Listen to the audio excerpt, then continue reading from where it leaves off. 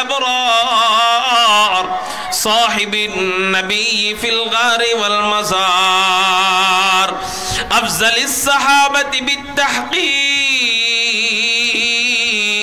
خليفة النبي بلا فصل إمامنا أبي بكر الصديق وعلى الناطق بالصواب والعادل بالكتاب إمامنا بالحق عمر بن الخطاب وعلى صاحب الحياء وناشر القرآن الشهيد المظلوم حين تلاوة الفرقان إمامنا عثمان بن عفان وعلى صاحب السيف والقضاء وناشر العلم والهدى أسد الله الغالب إمامنا علي بن أبي طالب رضي الله تعالى عنهم أجمعين أما بعد فأعوذ بالله من الشيطان الرجيم بسم الله الرحمن الرحيم قل إن كنتم تحبون الله فاتبعوني يحببكم الله ويغفر لكم ذنوبكم والله غفور رحيم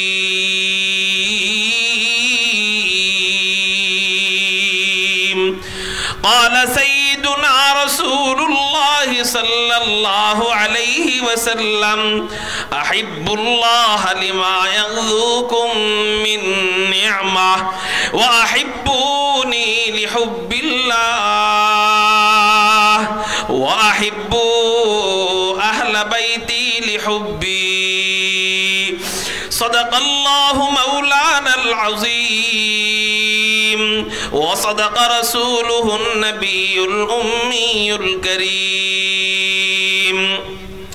ونحن على ذلك لمن الشاهدين والشاكرين والذاكرين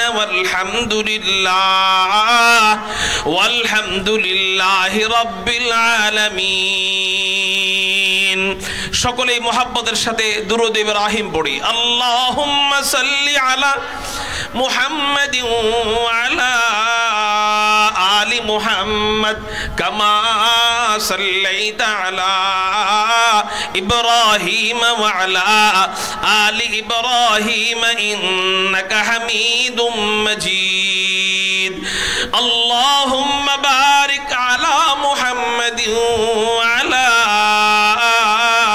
آل محمد كما باركت على إبراهيم وعلى آل إبراهيم إنك حميد مجيد मकसद हो अगर तरबियत लाल बदख्शा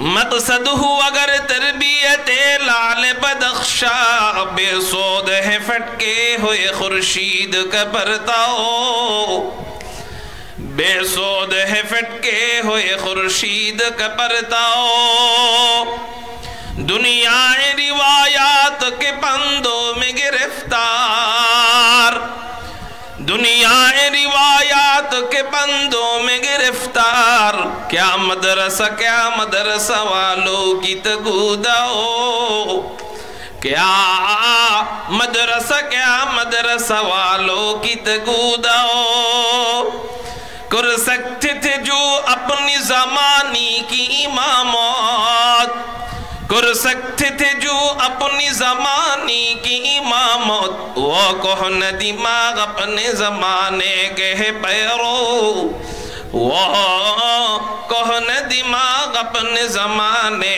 के पैरों ला इलाहा इल्लल्लाह आकाश पाताल प्रकम्पित करे ला इलाहा इल्लल्लाह ला इलाहा इल्लल्लाह ला इलाहा इल्लल्लाह ला इलाहा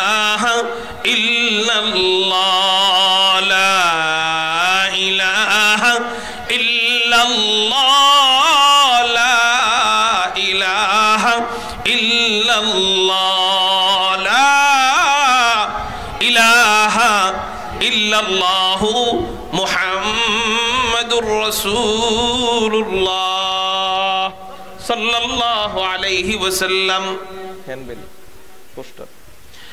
আলহামদুলিল্লাহ, আল্লাহ জাল্লা জালালুহু আম্মা নওয়ালুহুর দরবারে লাখ কোটি শুকরিয়া আদায় করি যে মহান রব্বে করিম রব্বে কায়নাত আমাদেরকে লক্ষ্মীপুর, চন্দ্রগঞ্জ, দত্তপাড়া মার্কাজুত তাকওয়া শাফিয়া ইসলামিয়া মাদ্রাসার ৭ম বার্ষিক ওয়াজ মাহফিল উপলক্ষে রব্বে কায়নাত রব্বে করিম আমাদেরকে আসার বসার তৌফিক দান করেছেন। সেই জন্য সবাই অন্তরের অন্তঃস্থল থেকে শুকরিয়া আদায় করি, উচ্চ কণ্ঠে চিৎকার দিয়ে বলি আলহামদুলিল্লাহ। আলহামদুলিল্লাহ। আমাদের আজকের মাহফিলের মধ্যমণি, আমাদের সকলের শ্রদ্ধাভাজন ব্যক্তি, হাজারো উলামা ইকরামদের হৃদয়ের স্পন্দন হযরতুল আল্লাম শাইখুল ইসলাম আল্লামা আহমদ শফি রহমাতুল্লাহি আলাইহির সুযোগ্য খলিফা আল্লামা নজির আহমদ হাফিজাহুল্লাহ আপনাদের এই মাহফিলে চলে এসেছেন। সবাই বলেন আলহামদুলিল্লাহ। হযরত বিশ্রাম নিতেছেন, হযরত আসার আগ পর্যন্ত আমি কিছুক্ষণ আলোচনা করব। আল্লাহ হযরতের ছায়া আমাদের উপর দীর্ঘায়িত করুক, সবাই বলি আমিন। মুহতারাম হাজিরিন, আপনারা যেভাবে বসেছেন, এইভাবে বসাটা এই মজলিসের আদব না। অনেক ফাঁকা ফাঁকা আমি দেখতেছি মাঝখানে। আমাদের প্যান্ডেলে বেশি মানুষ হোক এটা দেখানোর দরকার নাই, তো এটা তো রাজনৈতিক সমাবেশ না। আমরা বসবো, এখান থেকে সুন্নতের প্র্যাকটিস যদি করে না যাই তা বাড়িতে যায় তো সুন্নতের কথা মনেই থাকবে না। এখান থেকে একটু প্র্যাকটিস করতে হবে। এজন্য ভাই সামনের ফাঁকা জায়গাগুলো আমরা একটু কষ্ট করে পূরণ করে বসি। ওই যে পিছনের ভাইরা আমার একটু আসেন, আপনাদের জন্য এত দূর থেকে আসতে পারলে আপনারা একটু আসতে পারবেন না আমাদের জন্য? হ্যাঁ মাশাআল্লাহ, এই তো সুন্দর, পরিবেশটা সুন্দর হয়ে যাচ্ছে। আর দুই একজনের কারণে পরিবেশটা একটু অসুন্দর আছে, এটাও হয়ে যাবে ইনশাআল্লাহ। হ্যাঁ আলহামদুলিল্লাহ। এবার একটু চিৎকার দিয়ে বলেন আলহামদুলিল্লাহ। আর জোরে আল্লাহু আকবার। আমি আপনাদের সামনে কুরআনুল কারীমের একটি আয়াতে কারীমা তেলাওয়াত করেছি। আল্লাহ পাক রব্বুল আলামিন নবীজিকে উদ্দেশ্য করে গোটা মানব জাতিকে জানিয়ে দিচ্ছেন। নবীজিকে মুখাতাব বানিয়ে পুরা মানব জাতিকে আল্লাহ পাক রব্বুল আলামিন জানিয়ে দিচ্ছেন। আল্লাহ বলতেছেন, আউযু বিল্লাহি মিনাশ শাইতানির রাজীম,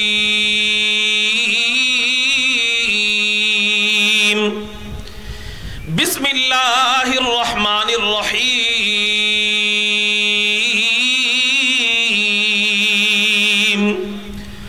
قل إن كنتم تحبون الله فاتبعوني يحببكم الله ويغفر لكم ذنوبكم والله غفور رحيم।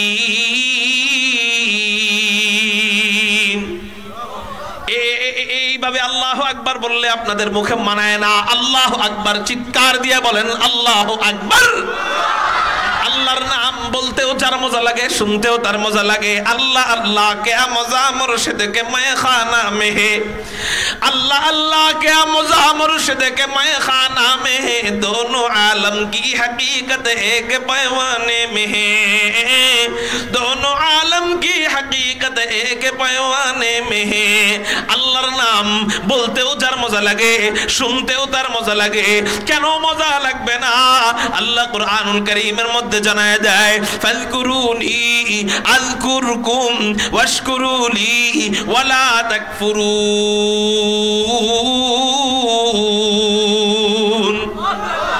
আল্লাহ পাক রব্বুল আলামিন বলেন, ও আমার বান্দারা, তোরা আমার নামের জিকির কর, আমি আল্লাহ তোদের নামের জিকির করব। আল্লাহ পাক রব্বুল আলামিন শর্তহীন ভাবে জানায় দিতেছেন, আল্লাহ শর্ত সারা বইলা দিতেছেন, তোরা যে কেউ আমার নামের জিকির করবি, আমি আল্লাহ তোদের নামের জিকির করব।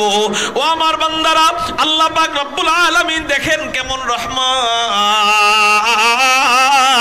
আল্লাহ কেমন রহিম।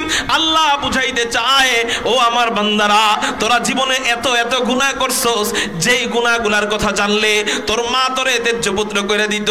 ও বান্দারা, জীবনে এমন কিছু গুনাহ তোমার আছে, এমন কিছু সিক্রেট গুনাহ আছে, যেই গুনাহর কথা তোমার বাবা যদি জানতো, তোমার রক্তের বাবা তোমাকে তেজ্যপুত্র করে দিত। ও বান্দা, এমন কিছু সিক্রেট গুনাহ তোর আছে, যেই গুনাহর কথাগুলা তোর কলিজার টুকরা সন্তান না জানলে সন্তান বাপ বইলা পরিচয় দিত না। ও বান্দা, এমন কিছু গুনাহর কথা আছে, যেই গুনাহর কথা তোর কলিজার টুকরা বিবি যদি শোনে, এই বিবিও তোরে আর ভালোবাসবে। তখন যতই বিবি বিবি বইলা ডাক দাও, বিবি আর তোমাকে ভালোবাসবে না। যেমন একটা গুনাহ কথার কথা, পরকিয়া করা, বিবি আপনাকে এত ভালোবাসে, গত 2 দিন আগে বলল, স্বামী তোমার সুখেও আমি আছি, তোমার দুঃখেও আমি আছি, স্বামী তোমাকে ছেড়ে আমি কখনোই যাব না, তুমি যতই খারাপ হও না কেন, তোমাকে ফালায় রেখা তোমার দুর্দিনে আমি কখনো যাব না। ঘটনাক্রমে 2 দিন আগে এই কথা বলার পরের দিনই পরকিয়ায় ধরা পড়ছে। বলেন, বিবি 2 দিন আগে বলছে যে এই বিবি তোমাকে ছাড়া আমি যাব না, তোমার জন্য জীবন দিব, সেই বিবি আজকে আর ভালোবাসবে? এবার যতই বিবি বিবি বলে ডাক দেখ, আর আগের অবস্থানে ফিরবে না। এমনকি এমন হইতে পারে সংসার নষ্ট হয়ে যাইতে পারে, বাবার বাড়িতে স্বামীকে রাইখা চলে যাবে, সন্তানদেরকে রাইখা চলে যাবে, ঠিক না ঠিক? কয়টা গুনাহ বলেন না, কয়টা গুনাহ?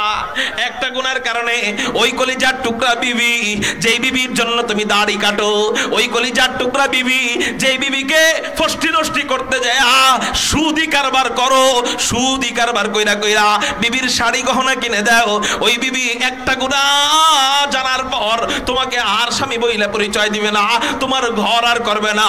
কিন্তু আমার মাওলা কেমন রহমান, আমার মাওলা কেমন রহিম। বলে, ও আমার বান্দারা, তোরা প্রতিনিয়ত এমন গুনাহ করস, এটা আমি জানি, প্রতি সেকেন্ডে সেকেন্ডে এমন গুনাহ করস, এটা আমি জানি। তুই পরকিয়া করস, এটা আমি জানি। তুই অবৈধ প্রেম করস, এটা আমি জানি। তুই হারাম রিলেশন করস, এটা আমি জানি। তুই নামাজ পড়স না, এটা আমি জানি। তুই সুদ খাস, এটা আমি জানি। তুই নিশা করস, এটা আমি জানি। তুই জুয়া খেলস, এটা আমি জানি। তুই জিনা করস, এটা আমি জানি। তুই হাতের জিনা করস, এটা আমি জানি। তুই চোখের জিনা করস, এটা আমি জানি। তুই কানের জিনা করস, এটা আমি জানি। বান্দা, প্রতিনিয়ত গুনাহ করার পরেও, প্রতিনিয়ত গাদ্দারি করার পরেও, যখন আমি আল্লাহর কথা একটু মনে পড়ে যাবে, একবার যদি আমি আল্লাহকে, তখন আল্লাহ, একবার যদি আমি আল্লাহকে আল্লাহ বইলা ডাক দেস, যতই গুনাহগার হোস না কেন, আমি আল্লাহ আর এক মুহূর্ত দেরি করি না, আমি আল্লাহ সাথে সাথে ও গুনাহগার বান্দা তোর নামের জিকির করা আরম্ভ করে দে। अल्लाह अल्लाह क्या मज़ा मुर्शिद के मैखाना में है, दोनों आलम की हकीकत एक पैमाने में है। ला इलाहा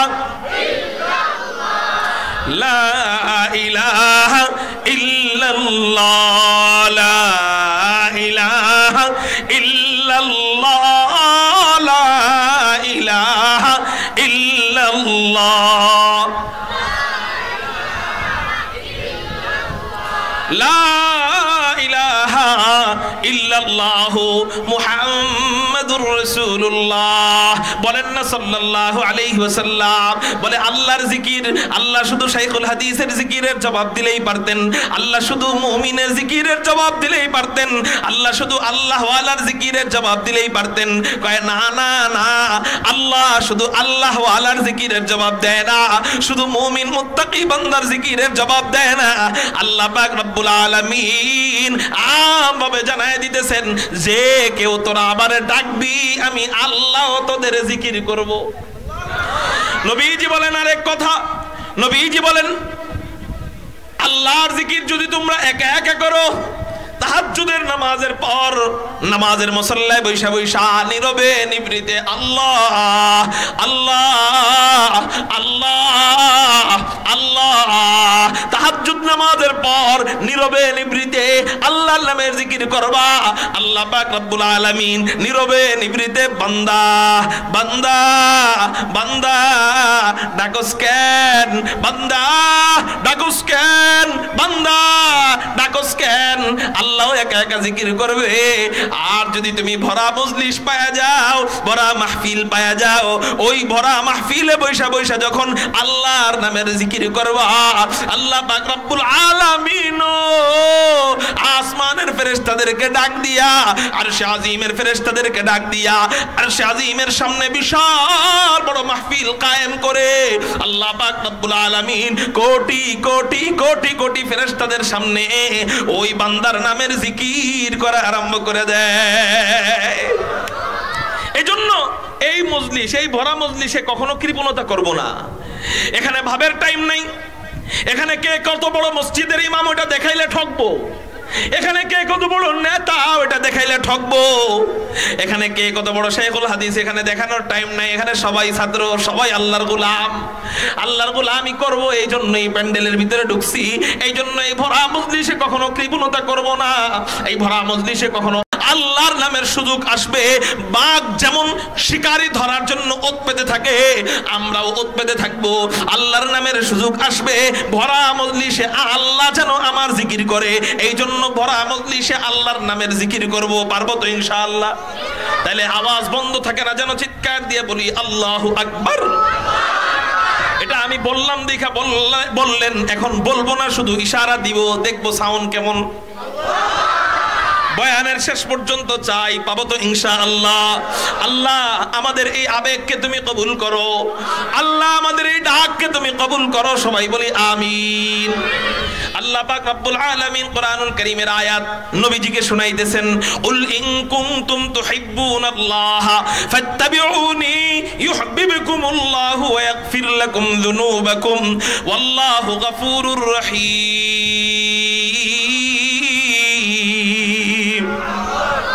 আল্লাহ পাক রব্বুল আলামিন বলেন, হে রাসূল আপনি আপনার উম্মতদেরকে জানিয়ে দিন, হে নবী আপনি বলুন, ইন কুনতুম তুহিব্বুনাল্লাহ, ও আমার উম্মতেরা তোমরা যদি আল্লাহকে আসলেই মুহাব্বত করে থাকো। আল্লাহকে তরজমাটা আমি এইভাবে করলাম, তোমরা যদি আল্লাহকে আসলেই মুহাব্বত করে থাকো। ওই হুজুগে মুহাব্বত তো সবাই করে, হুজুর আমরা আল্লাহর জন্য জীবন দিতে রাজি, মাগার ফজরের নামাজ পড়ে না, ঠিক না বে ঠিক? আমি যদি এখানে বলি কারা কারা আল্লাহরে মুহাব্বত করেন, সবাই হাত উঠাবে, মাগার মুখে দাড়ি নাই। রাগ করবেন না, কথাটা বাস্তব না অবাস্তব? তাহলে ওই মুখের কথা আল্লাহ পাক রব্বুল আলামিন বিশ্বাস করবেন না? ওই মুখের কথা আল্লাহকে ভালোবাসার দলিল নয়। আল্লাহ পাক নবীজিকে বলেন, রাসূল আপনার উম্মতদেরকে জানিয়ে দিন, ইন কুনতুম তুহিব্বুনাল্লাহ, ও আমার উম্মতেরা তোমরা যদি আল্লাহকে আসলেই মুহাব্বত করে থাকো, মুখে মুখে নয়, আসলেই দিল থেকে আল্লাহকে ভালোবাসা থাকো, তাহলে আল্লাহকে মুহাব্বত করার একটা লাইসেন্স আছে। কি আছে বলেন? আপনি ডাক্তার কিনা, আপনার লাইসেন্স ছাড়া আপনার রোগী দেখানো ঠিক হবে কি হবে না? লাইসেন্স ছাড়া রোগী আপনার কাছে আসবে না। আপনি ইঞ্জিনিয়ার কিনা, লাইসেন্স ছাড়া মানুষ আপনার থেকে ড্রয়িং নিবে না, ঠিক না ভাই ঠিক? আপনার যেই ডিগ্রি অর্জন করেন না কেন আপনার একটা লাইসেন্স লাগবে। আপনি যে নিজেকে আল্লাহ ওয়ালা হিসাবে আল্লাহর সামনে দাঁড় করাইবেন, নিজেকে আল্লাহ ওয়ালা হিসাবে রাসূলের সামনে দাঁড় করাইবেন, আপনার একটা লাইসেন্স লাগবে। ওই লাইসেন্স যদি না থাকে, সর্বপ্রথম মালাকুল মাউতের কাছে আটকায় যাইবেন, জানকান্দানের আযাব বড় কঠিন হয়ে যাবে। ওই লাইসেন্স যদি না থাকে, কবরের 3 প্রশ্নে আটকায় যাইবেন। ওই লাইসেন্স যদি না থাকে, কবরের আযাব ভোগ করতে হবে। ওই লাইসেন্স যদি না থাকে, মিজানের পাল্লায় আটকায় যাইবেন। ওই লাইসেন্স যদি না থাকে, জাহান্নামে নিক্ষেপ হইবেন। ওই লাইসেন্স যদি না থাকে, হাসরের ময়দানের আযাব ভোগ করতে হবে। ওই লাইসেন্স যদি না থাকে, মিজানের পাল্লায় আটকায় তো যাইবেন, ওই আরশে আজিমের নিচেও ছায়া পাইবেন না। ওই লাইসেন্স যদি না থাকে, জান্নাতের গেটের সামনে যায় আটকায় যাইবেন, সর্বশেষ জাহান্নামী। তাহলে হুজুর সেই লাইসেন্স কোন লাইসেন্স? যেই লাইসেন্স থাকলে আমি সব জায়গায় বাইচে যাব, আমি মালাকুল মাউতের কাছেও বাইচে যাব, অর্থাৎ আমার জানকান্দনের আযাব সহজ হয়ে যাবে, আমার কোনো কষ্ট হবে না। ময়দার ভিতরে চুল পড়লে, চুল উঠাইলে যেমন ময়দা কোনো টের পায় না, আপনার ভিতর থেকে জান বের হবে, রূহ বের হবে, আপনি কোনো টের পাবেন না। সুবহানাল্লাহ বলেন না। একটা লাইসেন্স থাকলে, ওই লাইসেন্স থাকলে কবরের প্রশ্ন সহজ হয়ে যাবে। ওই লাইসেন্স থাকলে কবরের মধ্যে জান্নাতের টুকরা আল্লাহ বানায় দিবেন। ওই লাইসেন্স সাথে থাকলে মিজানে বাঁচায় দিবেন। ওই লাইসেন্স সাথে থাকলে আরশে আজিমের নিচে জান্নাতি এসির নিচে ছায়া দান করবেন। ওই লাইসেন্স যদি সাথে থাকে, পুরা হাশরের ময়দান মনে হবে যেন 4 রাকাত নফল নামাজ। পুরা হাশরের ময়দান কয় রাকাত? ওই লাইসেন্স যদি সাথে থাকে, নবীর সাথে হাসতে হাসতে জান্নাতে যাবেন। ওই লাইসেন্স যদি সাথে থাকে, আকায়ে নামদার তাজেদারে মদিনার পাশে জান্নাত পাবেন। বলবো নি ওই লাইসেন্সের কথা? তো লাইসেন্সটা তাড়াতাড়ি বানাইতে হবে কিনা বলেন? ওই লাইসেন্সের নাম কি? ওই লাইসেন্সের নাম আল্লাহ নবীজিকে বলতেছেন, রাসূল আপনি জানায় দেন, ফাত্তাবিউনি, ও আমার উম্মতেরা, তোমরা যদি আসলেই আল্লাহরে ভালোবাসে থাকো, আসলেই আল্লাহরে মহব্বত করে থাকো, একটা লাইসেন্সের দরকার। ওই লাইসেন্সের নাম হলো ফাত্তাবিউনি, ইত্তিবায়ে সুন্নাত, আমি নবীর সুন্নতের অনুসরণ। এই সুন্নত নামক জিনিসটাকে যদি তুমি লাইসেন্স হিসাবে ধারণ করো, ইনশাআল্লাহুল আজিজ, পৃথিবীতেও কেউ তোমাকে আটকাতে পারবে না, কবরেও কেউ তোমাকে আটকাতে পারবে না। সুন্নত নামক জিনিসটা তোমার সাথে রাখলে হাসরের ময়দানেও তোমাকে কেউ আটকাইতে পারবে না। পরিশেষে আমার সাথে তুমি, মান আহাব্বা সুন্নতি ফাকাদ আহাব্বানি ওয়া মান আহাব্বানি কানা মাই ফিল জান্নাহ, ওই লাইসেন্সের বরকতে আমার পাশে জান্নাত পাইবা। আর আস্তে কোন সুবহানাল্লাহ, আরো জোরে সুবহানাল্লাহ। ওই লাইসেন্স দ্রুত তৈরি করার দরকার আছে না নাই? আমার ব্যক্তি জীবন, আমার পারিবারিক জীবন, আমাদের সামাজিক জীবন, পারলে শক্তি হইলে রাষ্ট্রীয় জীবন। কার লাইসেন্স মোতাবেক চলবো? রাসূলের সুন্নত মোতাবেক চলবো, রাসূলের আদর্শ মোতাবেক চলবো। আচ্ছা, এখানে একটা প্যাচ লেগে যায়। প্যাচটা কি আমি ছুটাই দিতেছি। আগে বলেন, নবীর সুন্নত অনুযায়ী জীবন যাপন করতে মনে চায় কাদের কাদের? আল্লাহু আকবার বলে হাত উঠান। আপনারা একটু তাকায় দেখেন তো, ওই যে বারান্দার এরা হাত উঠাইছেনি, তাড়াতাড়ি দেখেন, তাড়াতাড়ি। তার মানে একসাথে লাইগা বসলে যেই বরকত, বাইরে হুদা ওয়াজ শুনলে ওই বরকত নাই। এটা প্রমাণ। ওই যে দেখেন, হাত নামান। হুজুর দূর থেকে তো ওয়াজ শুনি, অসুবিধা কি? ওয়াজ হুনাদা কথা, সামনে বললেও যেই ওয়াজ শুনি, দূরে বললেও এই ওয়াজ শুনি। ওয়াজ শোনাদা কথা। মুরগির ডিমে ওই ডিমে বাচ্চা হয় যেই ডিম মুরগির নিচে থাকে, আর যেটি বাইরে চলে যায় এটি বাচ্চা নষ্ট হয়ে যায়। দূরে বৈশা বৈশা ওই বরকত পাওয়া যায় না। একসাথে মজলিসে বললে, আল্লাহ বসলে আল্লাহ যেভাবে দিল পরিবর্তন করে দেয়, দূরে বৈশা ওয়াজ শুনলে ওইভাবে দিল পরিবর্তন হয় না। দেখেন না, হাত উঠাইলো না, তার মানে বুঝাইতেছে আমরা শ্রোতা না হুজুর আপনার, অথচ এরা কিন্তু শ্রোতা। ঠিক না ভাই? ঠিক। আচ্ছা, সবাই বলেন, বাইরে যারা আছেন, ভিতরে যারা আছেন, সবাই মিলে বলেন, রাসূলের সুন্নত অনুসরণ করতে মনে চায় কাদের কাদের? আল্লাহু আকবার বলে হাত উঠান। আলহামদুলিল্লাহ, আলহামদুলিল্লাহ বলে হাত নামান। মনে চায় নবীজির সুন্নত অনুযায়ী চলতে। হুজুর মনে চায় দাড়ি লম্বা করতে, হুজুর মনে চায় জামাতের সাথে নামাজ পড়তে, হুজুর মনে চায় মেয়েদের দিকে আর তাকাবো না, হুজুর মনে চায় মোবাইলের গান শুনবো না, হুজুর মনে চায় 5 ওয়াক্ত নামাজ ঠিকঠাক মতো পড়তে, হুজুর মনে চায় সুদ ছাড়তে, হুজুর মনে চায় কিন্তু পারি না। পেশটা এই জায়গায়, মনে চায় কিন্তু পারি না। বিষয়টা এমন, হুজুর গাড়ি চালাইতে চাই কিন্তু গাড়িতে মোবিল নাই। মনে চায় কিন্তু পারেন না কেন? মনে চায় কিন্তু পারেন না কেন? রাসূলের সুন্নত মোতাবেক জীবন যাপন করতে মনে চায়, পারেন না। আপনার মনের চাওয়ার যে গাড়ি, মন চাওয়া যে গাড়ি, ওই গাড়ির ভিতরে মোবিল নাই। কি নাই? আপনার মনটারে চালাইবে যে গাড়িটা, ওই গাড়ির ভিতরে কি নাই? মোবিল নাই। হুজুর নবীর সুন্নত মানতে গেলে আবার মোবিল কি? নবীর সুন্নত মানবেন যে মন দিয়ে, ওই মনটা চালানোর জন্য একটা মোবিল দরকার, তেল দরকার, মোবিল তেল। এই মোবিল তেল হলো রাসূলের ভালোবাসা দরকার, দিলের ভিতরে রাসূলের মোহাব্বত দরকার। মোহাব্বত আনা ছাড়া কোনো ব্যক্তির আদেশ 3 বারের বেশি মানতে মনে চাইবে না। 1 দিন, 2 দিন, 3 দিন, এরপরে আর ভাল লাগবে না। আপনি যার অনুসরণ করবেন তার মোহাব্বত আপনার দিলে যখন ঢুকবে তখন তার আদেশ আর আদেশ মনে হবে না, তখন তার অনুসরণ ভালোবাসায় রূপান্তরিত হবে। আচ্ছা, আমি যদি বলি পাগড়িটা খুইলা আপনি আমার মতো চুল কাটেন, আদেশ দিলাম, মোহাব্বত নাই আমার প্রতি, আপনি একদিন কাটবেন, 2 দিন কাটবেন, 3য় দিন আমার বিরুদ্ধে কলম ধরবেন যে আমি তার মতো কেন চুল কাটবো। কিন্তু সেলুনের দোকানে গেলে দেখবেন যায় বলে আমাকে অমুক নায়ক কাটিং করে দেন, আমাকে অমুক গায়ক কাটিং করে দেন, বলে কিনা? আচ্ছা, ওই গায়কই কি বলছে তুই আমার কাটিং করিস? বলে নাই। ভালোবাসা ঢুকছে, এই জন্য তার অনুসরণ মজা লাগে। আর নবীর ভালোবাসা ঢুকে নাই, এই জন্য নবীর অনুসরণ মজা লাগে না, তিতা লাগে। হুজুর মনে চায় নবীর মতো চলতে, কিন্তু পারি না। পারি না কেন? তেল নাই, এজন্য গাড়ি চলে না। তেলই হলো ভালোবাসা। তেল কি বলেন? ভালোবাসা। চলেন আজকের আলোচনার মাধ্যমে আমরা একটু নবীর প্রতি মোহাব্বত ঢুকানোর চেষ্টা করি। আল্লাহ আমার মতো নাখান্দা গোলাম সহ এখানে যারা উপস্থিত আছে, যারা বয়ান শুনতেছে, সবার দিলের ভিতরে পেয়ারা হাবিবের প্রতি ভালোবাসা ঢুকায় দিও। সবাই বলি আমিন। নবীজিকে আমরা ভালোবাসবো কেন?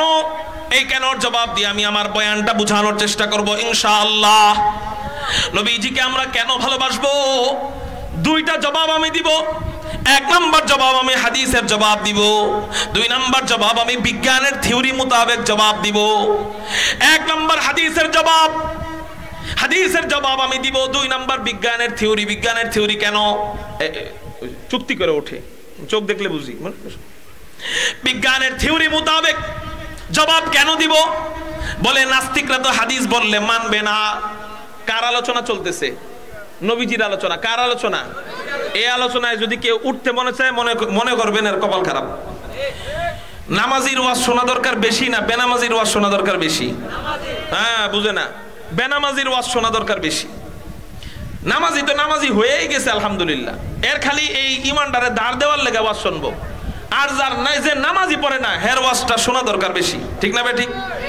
এই জন্য কোন যুবক ভাই, কোন ছোট বাচ্চা যদি উঠে যেতে চায়, ট্রেনে বসায় দিবেন। কারণ এদের মাথায় যেটা ঢুকবে, বুড়াদের মাথায় ওটা ঢুকবে না। বুড়ারা আজকে শুনবো, কালকে মন নাই। এরা যা শুনবে এটা মনে থাকবে মরণ পর্যন্ত। ঠিক না বেঠিক?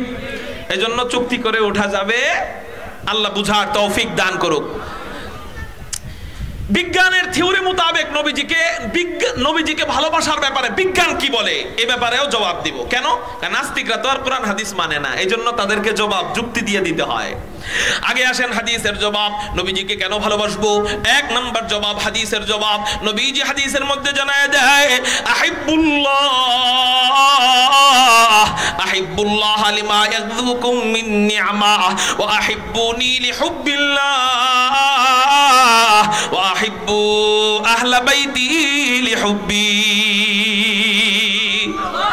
হুজুর আকরাম সাল্লাল্লাহু আলাইহি ওয়াসাল্লাম বলেন, 1 নাম্বার তোমরা মুহাব্বত করবা কাকে? 1 নাম্বার তোমরা মুহাব্বত করবা আহিব্বুল্লাহ। 1 নাম্বার তোমরা মুহাব্বত করবা আল্লাহকে। চিৎকার দিয়ে বলেন না, 1 নাম্বার ভালোবাসবো কাকে? কেন আল্লাহকে কেন মুহাব্বত করবা? কালিমা ইয়াযুকুম মিন নি'মা, আল্লাহ তোমাদেরকে অনেক ধরনের নিয়ামত দান করেছেন, এই জন্য তোমরা আল্লাহকে মুহাব্বত করবা। আপনারা আমাকে বলেন না, আল্লাহকে আমাদেরকে নিয়ামত দেন নাই? আল্লাহ আমাদের জন্য আসমান বানিয়েছেন, আল্লাহ আমাদের জন্য জমিন বানিয়েছেন, আল্লাহ আমাদের জন্য পাহাড় পর্বত বানিয়েছেন, আল্লাহ আমাদের জন্য নদী নালা বানিয়েছেন, আল্লাহ আমাদের গোলামের জন্য অক্সিজেন বানিয়েছেন, আল্লাহ আমাদের গোলামের জন্য বাতাস বানিয়েছেন, আল্লাহ আমাদের গোলামের জন্য সময় বানিয়েছেন, আল্লাহ আমাদের গোলামের জন্য চন্দ্র সূর্য বানিয়েছেন, আল্লাহ আমাদের গোলামের জন্য রাত দিন বানিয়েছেন। ও আমার বান্দা, এই রাত দিন যখন বানাই নাই তখনও আমি আল্লাহ ছিলাম, অক্সিজেন যখন বানাই নাই তখনও আমি আল্লাহ ছিলাম, আল্লাহু আকবার সময় যখন বানাই নাই তখনও আমি আল্লাহ ছিলাম, বাতাস যখন বানাই নাই তখনও আমি আল্লাহ ছিলাম, চন্দ্র সূর্য যখন বানাই নাই তখনও আমি আল্লাহ ছিলাম, আসমান জমিন যখন বানাই নাই তখনও আমি আল্লাহ ছিলাম। এগুলা কেন বানাইছি বান্দা? ও আমার বান্দারা, এগুলা সব সব সব আমি আল্লাহ তোর গোলামের জন্য বানাইলাম। এবার বল বান্দা, তোর 3.5 হাত কোটি টাকা গোলামির জন্য বানাইছি। কেউ না হো রোজে अज़ल से हो चुकी तक़सीम कार, क्यों ना हो रोज़े अज़ल से हो चुकी तक़सीम कार। मैं हूँ मालिक के लिए और कुल जहां मेरे लिए, मैं हूँ मालिक के लिए और कुल जहां मेरे लिए। कारो ज़बान जन बंद থাকে না, একটু চিৎকার দিয়া বলি না আল্লাহু আকবার। আল্লাহ সব আমার গোলামের জন্য বানাইছেন। সব কার গোলামের জন্য? আমাদের পেটের ভিতরে পায়খানার পোকা আছে না? আছে না? ওই গরু জবাই দিলে দেখবেন ভুঁড়ি ফেললে পোকা বের হয়। আমেরিকার একজন বিজ্ঞানী গবেষণা করলেন যে আল্লাহ নাকি সব বান্দার ভালোর জন্য বানাইছেন, আল্লাহ নাকি সব বান্দার গোলামের জন্য বানাইছেন। পায়খানার ভিতরের যে পোকা, ময়লার ভিতরের যে পোকা, এই পোকা আবার বান্দার কি খেদমত করে? সুবহানাল্লাহ। এই পোকা আবার কি খেদমত করে? বাহ্যিক দৃষ্টিতে আমরা যদি বুঝি, পোকা খাইলে অসুস্থ হয়ে যায়, মশা পেটে চলে গেলে অসুস্থ হয়ে যায়, পিঁপড়া পেটে চলে গেলে ডায়রিয়া হবে, আরো ভয়ঙ্কর কোন পেটে পোকা পেটে চলে গেলে মারাত্মক অবস্থা, সিরিয়াস অবস্থা হবে। ঠিক না? ঠিক। কিন্তু আল্লাহ পাক রব্বুল আলামিন মানব জাতির পেটের ভিতরে দিনের পর দিন, রাতের পর রাত, একটা দুইটা নয়, হাজার হাজার পোকা জীবিত রাখছেন। কেন কেন কেন? গবেষণা করে দেখে হায় হায়, এই পোকা মানুষ খাইলে অসুস্থ হয়ে যায়। মাগার আল্লাহ যেই পোকা মানুষের পেটের ভিতরে দিবেন, এই পোকা যদি মানুষের পেটের ভিতরে না থাকতো, পেটের মধ্যে এই পোকা না থাকলে মানুষ মারা যেত। এই পোকা না থাকলে মানুষ কেমনে? আমরা খেয়াল করেন, আমরা আমাদের বয়স অনেকের আছে 80 বছর, আছে না? 80 বছরের বুড়া কে আছেন দেখি তো, হাত ওঠান। 80 বছরের উপরে সুবহানাল্লাহ, একজনও নাই। 70 বছরের উপরে কে আছেন? হাত উঠান। মাশাআল্লাহ, 3-4 জন পাওয়া গেছে, আলহামদুলিল্লাহ, হাত নামান। আল্লাহু আকবার। এই 70 বছর ধরে ওনারা ওনাদের দাঁত পরিষ্কার করতেছে। ওনাদের দাঁতে ময়লা হয়, দাঁত পরিষ্কার করে, নাকে ময়লা হয়, নাক পরিষ্কার করে, কানে ময়লা হয়, কান পরিষ্কার করে, ইস্তিনজার জায়গায় ময়লা হয়, ইস্তিনজার জায়গায় পরিষ্কার করে। এক একটা জিনিস এক এক জিনিস দিয়ে পরিষ্কার করে। যেমন দাঁত পরিষ্কার করে মেসওয়াক দিয়া, দাঁত পরিষ্কার করে ডালা দিয়া, দাঁত পরিষ্কার করে ব্রাশ দিয়ে, কান পরিষ্কার করে ভিন্ন কিছু দিয়ে, নাক পরিষ্কার করে ভিন্ন কিছু দিয়ে, টয়লেটের জায়গা পরিষ্কার করে টিস্যু আর পানি দিয়ে। ঠিক না ভাই? কিন্তু সবচেয়ে বেশি ময়লা থাকে কোন জায়গায়? পেটের ভিতরে। জোরে কোন কোন জায়গায়? পেটের ভিতরে। সবাই কোন জায়গায়? আচ্ছা 70 বছরের চাচা, আপনি আমার একটু কোন তো, জীবনে পেটের ভিতরে এত বড় বেরাস ঢুকা একটু পরিষ্কার করছিলেন নিয়মনে? হ্যাঁ? তাহলে 70 বছরের আগের ময়লা কি পেটের ভিতরে নাই? হ্যাঁ? যদি ব্রাশ না করতো তাহলে ওনার দাঁতের সাথে 70 বছরের আগের ময়লাগুলো লাইগা থাকতো কিনা বলেন? ব্রাশ না করলে যদি লাইগা থাকতে পারে, পেটের ভিতরে তো ব্রাশও করা যায় না, মেসওয়াকও পৌঁছানো যায় না, টিস্যু পৌঁছানো যায় না, সাবানও পৌঁছানো যায় না। ওই জায়গায় কে পরিষ্কার করে? আল্লাহ। তিনি রহমান, তিনি রহিম। আমি যা কল্পনা করিও না, আমি যা ভাবিও না, তা আল্লাহ ভাইবা আগেই তৈরি করে দিয়েছেন। আমার পেটের ভিতরে আল্লাহ সুপারভাইজার নিয়োগ করে দিয়েছেন, ক্লিনার নিয়োগ করে দিয়েছেন। ও আমার বান্দা, সারাদিন আমার নাফরমানি কইরা, গান বাজনা শুইনা, প্রেম প্রীতি কইরা, গুনাহ কইরা তুই রাত্রে বেলা ঘুমাইতে যাবি, কিন্তু আমি আল্লাহর নিযুক্ত তোর গোলামেরা ঘুমাবে না। সারা রাত ওই পেটের পোকাগুলা, তোর পুরাতন ময়লাগুলা, যেই ময়লাগুলা এখনো থাকলে আগামী কালকে তোর অসুস্থতা বেড়ে যাবে, তোর পেটে ভাইরাস শুরু হয়ে যাবে, ভাইরাস থেকে ক্যান্সার হবে। এইরকম ময়লাগুলা, যেই ময়লাগুলা গতকালকের পিছনের ময়লা, যেগুলা থাকলে তোর ক্যান্সার হবে, ওই ময়লাগুলা, ওই পেটের পোকাগুলা খেয়ে খেয়ে সারা রাত পরিষ্কার করে দেয়। আল্লাহ পাক রব্বুল আলামিন আমাদের জন্য, আমি যা বুঝি তাও আমার খেদমতের জন্য বানাইছেন, যা বুঝি না তাও খেদমতের জন্য বানাইছেন। সুবহানাল্লাহ। এই যে কয়দিন আগে গেছে না রাসেল ভাইপার, গেছে না? বিজ্ঞানের গবেষণা চলতেছে। এই রাসেল ভাইপার আল্লাহ কেন দিল? কয়দিন পরে খবর পাওয়া গেছে যে রাসেল ভাইপারও আল্লাহ পাক রব্বুল আলামিন মানুষের কোনো না কোনো উপকারের জন্য বানাইছেন।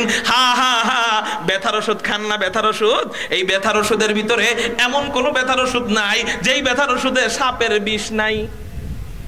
কাটা দিয়া কাটা তোলে, কাটা দিয়া কি তোলে? বিষ দিয়া, বিষ দিয়া, সাপের বিষ দিয়া মানুষের ব্যথা কমায়। কে? ডাক্তার। কয় হুজুর তাহলে বিষ আমাদেরকে কামড় দিলে আমরা মরে যাই, ব্যথার ওষুধ খেলে মরি না কেন? কয় ব্যথার ওষুধের ভিতরে ডাক্তার যতটুকু প্রয়োজন অতটুকু দিছে, বেশি দিলে ওই যে বিষের মতো রিঅ্যাকশন করবেন, মরে যাবেন। কথাটা বুঝতে পারছেন আমার? তাহলে সাপের বিষও কার খেদমত করে? জোরে বলেন, কার খেদমত করে? মানুষের খেদমত করে। তাহলে আল্লাহ এই যে এত কিছু আমাদের জন্য দিলেন, আল্লাহর নেয়ামত নিয়ে যদি বয়ান শুরু হয়, বয়ান অন্যদিকে চলে যাবে। যেহেতু এই বিষয় না, এই জন্য আমি ওইদিকে যাব না। যেহেতু আল্লাহ এত কিছু আমাদের জন্য দিলেন, তাহলে আমাদের থেকে কি আল্লাহ কিছুই পায় না? তাহলে আমাদের থেকে আল্লাহ কি চায়? আমাদের থেকে আল্লাহ কি পায়? আমাদের থেকে আল্লাহ ভালোবাসা পায়। আল্লাহ আমাদের থেকে ভালোবাসা পাওয়ার হক রাখে। আল্লাহ আমাদের কাছে পাওনাদার। কিসের? আমরা আল্লাহকে হক দিব, এটা আল্লাহ পায়। মুহতারাম হাজিরিন, নবীজি বলেন এই নিয়ামতের কারণে তোমরা আল্লাহকে মহব্বত করবা। কি ইনশাআল্লাহ আজকে থেকে আল্লাহকে আমরা ভালোবাসতে পারবো তো? ইনশাআল্লাহ জীবন দিয়ে মহব্বত করতে পারবো। কারা কারা আল্লাহু আকবার বলে হাত উঠাই। তাহলে ওয়াদা দেন, এক ওয়াক্ত নামাজও আর কাজা করব না। পাক্কা ওয়াদা যারা দিবেন তারা আল্লাহু আকবার বলেন। আল্লাহ তুমি হাতগুলা দেখো, আল্লাহ তুমি সাক্ষী থাইকো। আল্লাহ আমাদের সবাইকে নামাজি বানায় দাও। সবাই বলি আমিন। হাত নামান, হাত নামান। তাহলে এক নাম্বার আল্লাহকে মহব্বত করবা। নবীজি বলেন 2 নাম্বার তোমরা কাকে মহব্বত করবা? ওয়াহিব্বুনি লিহুব্বিল্লাহ।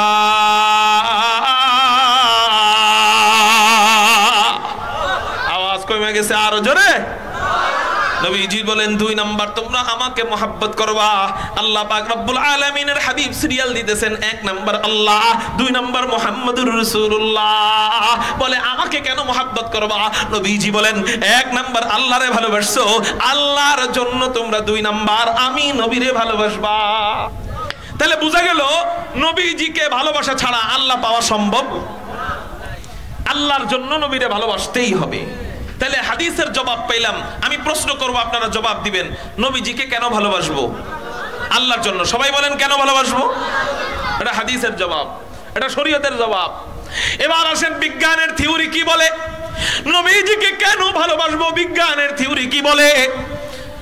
বিজ্ঞানের থিওরি, যে সমস্ত বৈজ্ঞানিকরা মানুষের মন নিয়ে গবেষণা করেন, মানুষের দিল নিয়ে গবেষণা করেন, এই সমস্ত বৈজ্ঞানিকদেরকে বলা হয় মনোবৈজ্ঞানিক। কি বৈজ্ঞানিক?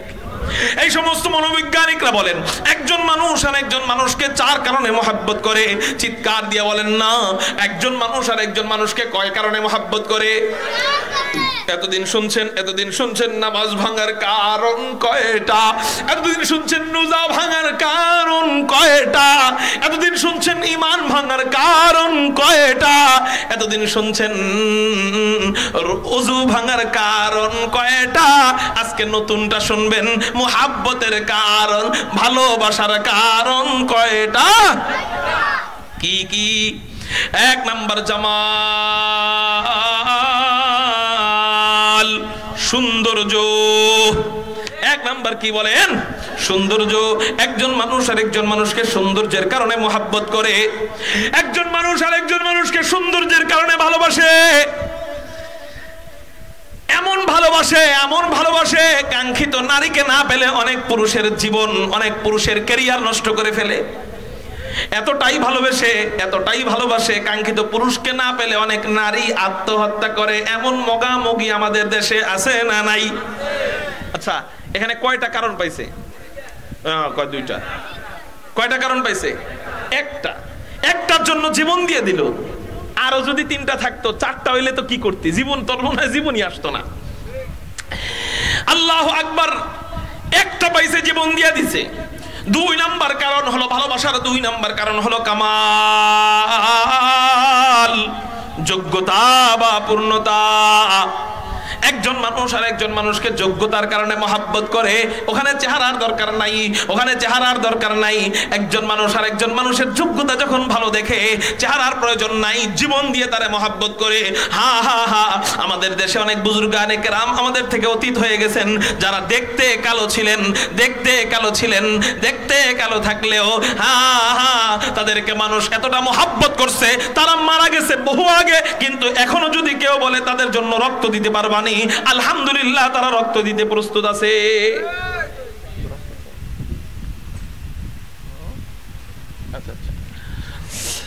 মুহতারাম হাজিরিন, যেমন চরমনাইর মরহুম সৈয়দ ফজলুল করিম রহমতুল্লাহি আলাইহি কালো ছিলেন না ধলা ছিলেন? হ্যাঁ। এরপর উজানির হযরত মুবারক করিম রহমতুল্লাহি আলাইহি, আমি তো বাস্তবে দেখার তৌফিক হয় নাই, ছবিতে দেখছিলাম, চেহারা তো অত ফর্সা ছিল না। বর্তমানের জাতীয় মসজিদ বাইতুল মুকাররমের খতিব আল্লামা মুফতি আব্দুল মালিক হাফিজাহুল্লাহ অনেক সুন্দর, কিন্তু ভালোবাসে কেন? জীবন দিয়ে মহাব্বত করি কেন? যোগ্যতার কারণে। তাহলে মানুষ মানুষকে যোগ্যতার কারণে মহাব্বত করে। 3 নম্বর কারণ হলো ইহসান, মানুষ মানুষকে দয়ার কারণে মহাব্বত করে। 4 নম্বর কারণ হলো করাবাত, আত্মীয়তা, একজন মানুষ আর একজন মানুষকে আত্মীয়তার কারণে জীবন দিয়ে মহাব্বত করে। ভাই ভাইয়ে দ্বন্দ্ব, কিন্তু যদি শুনছে অমুক বংশের কেউ আমার ভাইয়ের উপরে আঘাত করছে, ওরা ঝগড়া থাকলেও সাথে সাথে দা কোড়াল নিয়ে নাই মাজায়, সাহস কত বড়, আমরা মাতবর বংশের আসছে ফরাজি বংশের লোক আমার ভাইরে মারতে, সাথে সাথে যায় মারামারি, জীবন নিয়ে কাড়াকাড়ি, ঠিক না ঠিক? আচ্ছা, এখানে কয়টা কারণ পাইছে? 4টার একটার জন্য জীবন দেয়। আল্লাহ যদি কারো ভিতরে চারোটাই দিয়ে দিতেন, তার জন্য জীবন দিয়ে মহাব্বত করার দরকার, তাকে জীবন দিয়ে মহাব্বত করার দরকার আছে না নাই?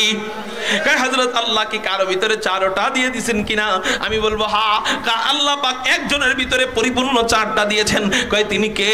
কয় তিনি হলেন হাদিকুল, তিনি ফখরে রাসূল, তিনি ইমামুল আম্বিয়া, তিনি সাইয়্যিদুল আম্বিয়া, তিনি সাইয়্যিদুল খালায়েক, তিনি আহমদ মুজতাবা, তিনি মুহাম্মদুর রাসূলুল্লাহ সাল্লাল্লাহু আলাইহি ওয়াসাল্লামকে আল্লাহ ভালোবাসার 4টা কারণ পরিপূর্ণ ভাবে দান করেছিলেন।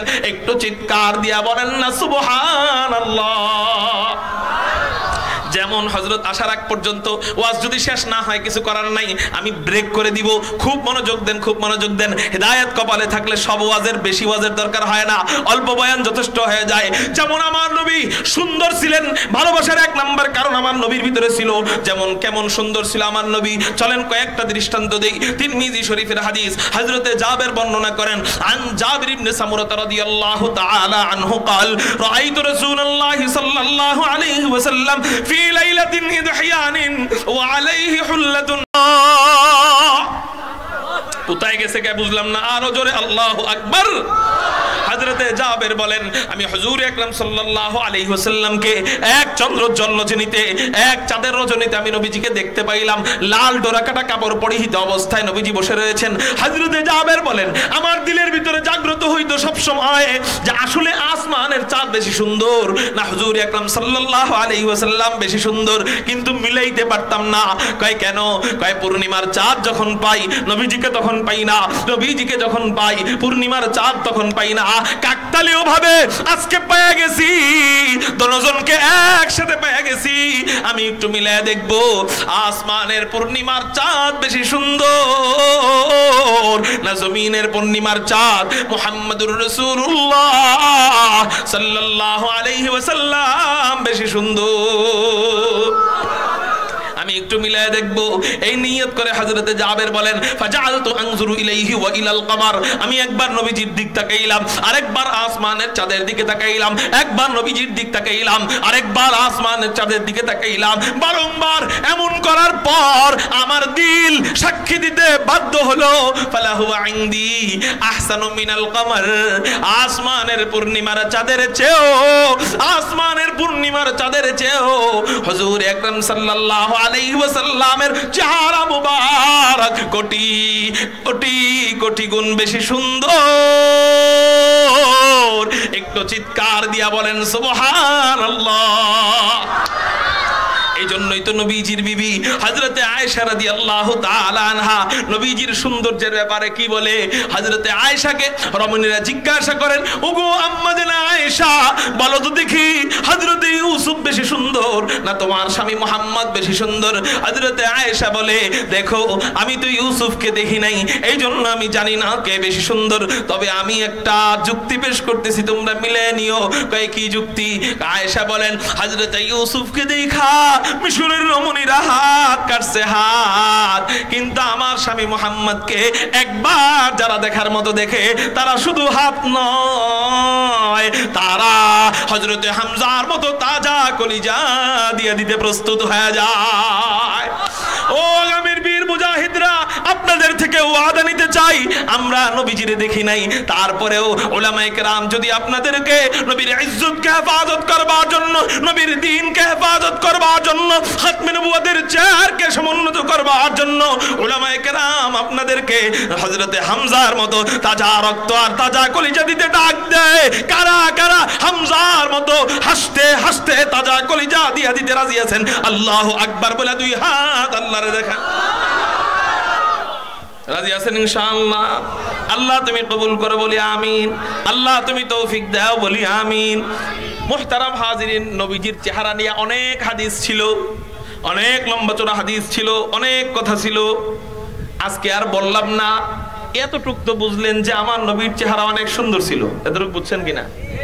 কেমন সুন্দর একটা কথাতেই বুঝে নিয়েন, পিছনে বুঝেন আর না বুঝেন, সামনে যে কথাটা কমু এটাতে একটা কথাতে বুঝে নিয়েন।